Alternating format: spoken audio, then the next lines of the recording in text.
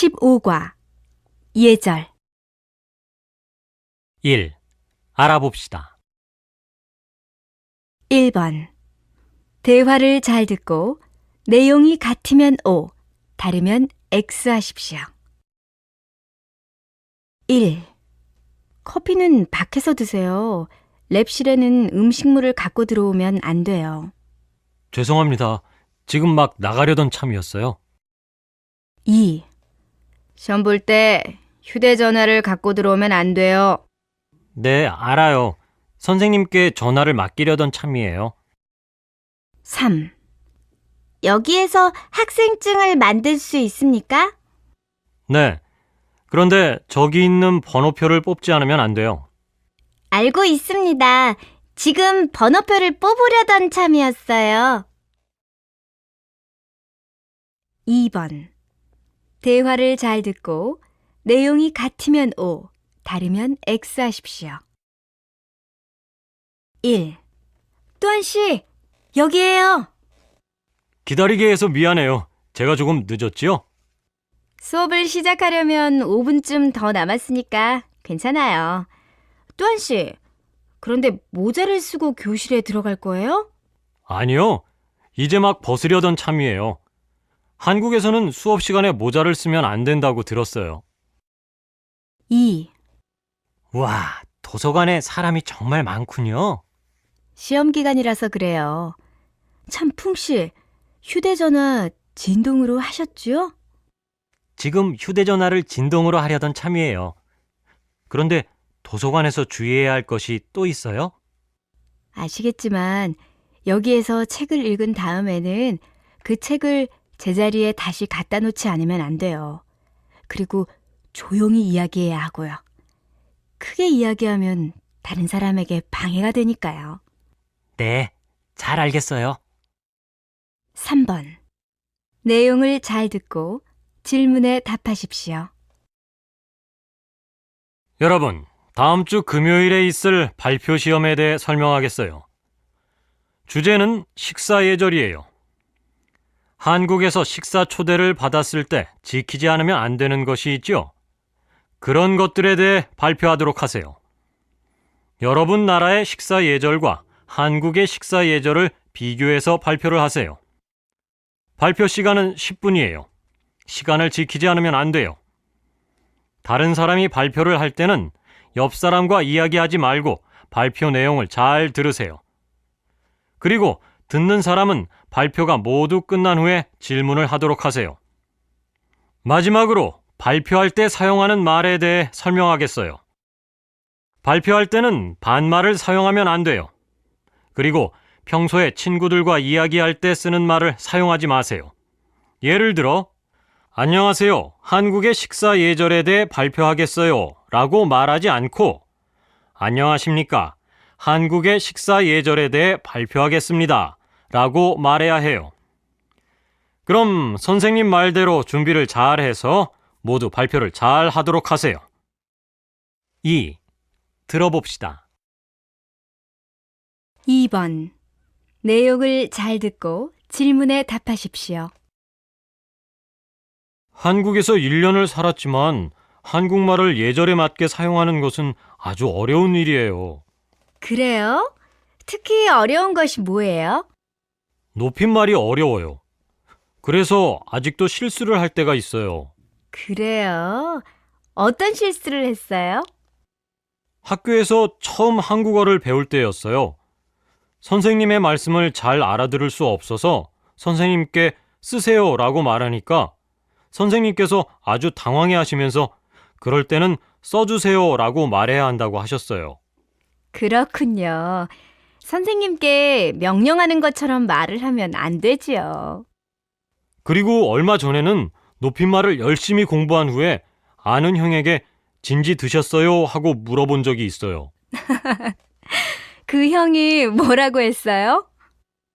그 형은 한참을 웃고 난 후에 진지 드셨어요? 라는 말은 나이 많은 어른께 사용하는 말이고 자기에게는 식사하셨어요? 라고 말해도 된다고 했어요. 그 말을 듣고 너무 창피했어요. 괜찮아요. 한국어의 높임말이 어렵지만 계속 열심히 하면 언젠가 잘하게 될 거예요.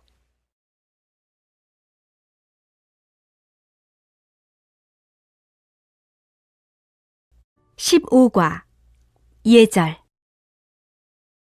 1. 알아봅시다. 1번 대화를 잘 듣고 내용이 같으면 O, 다르면 X 하십시오. 1. 커피는 밖에서 드세요. 랩실에는 음식물을 갖고 들어오면 안 돼요. 죄송합니다. 지금 막 나가려던 참이었어요. 2. 시험 볼 때 휴대전화를 갖고 들어오면 안 돼요. 네, 알아요. 선생님께 전화를 맡기려던 참이에요. 3.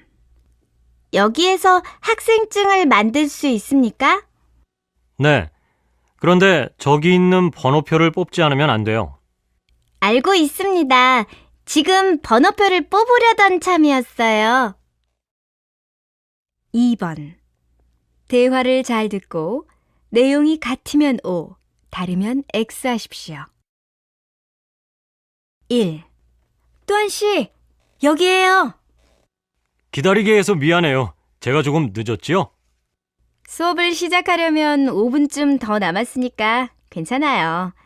또한 씨, 그런데 모자를 쓰고 교실에 들어갈 거예요? 아니요. 이제 막 벗으려던 참이에요. 한국에서는 수업 시간에 모자를 쓰면 안 된다고 들었어요. 2. 와, 도서관에 사람이 정말 많군요. 시험 기간이라서 그래요. 참 풍씨, 휴대전화 진동으로 하셨죠? 지금 휴대전화를 진동으로 하려던 참이에요. 그런데 도서관에서 주의해야 할 것이 또 있어요? 아시겠지만 여기에서 책을 읽은 다음에는 그 책을 제자리에 다시 갖다 놓지 않으면 안 돼요. 그리고 조용히 이야기해야 하고요. 크게 이야기하면 다른 사람에게 방해가 되니까요. 네, 잘 알겠어요. 3번 내용을 잘 듣고 질문에 답하십시오. 여러분, 다음 주 금요일에 있을 발표 시험에 대해 설명하겠어요. 주제는 식사 예절이에요. 한국에서 식사 초대를 받았을 때 지키지 않으면 안 되는 것이 있죠. 그런 것들에 대해 발표하도록 하세요. 여러분 나라의 식사 예절과 한국의 식사 예절을 비교해서 발표를 하세요. 발표 시간은 10분이에요. 시간을 지키지 않으면 안 돼요. 다른 사람이 발표를 할 때는 옆 사람과 이야기하지 말고 발표 내용을 잘 들으세요. 그리고 듣는 사람은 발표가 모두 끝난 후에 질문을 하도록 하세요. 마지막으로 발표할 때 사용하는 말에 대해 설명하겠어요.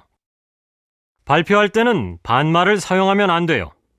그리고 평소에 친구들과 이야기할 때 쓰는 말을 사용하지 마세요.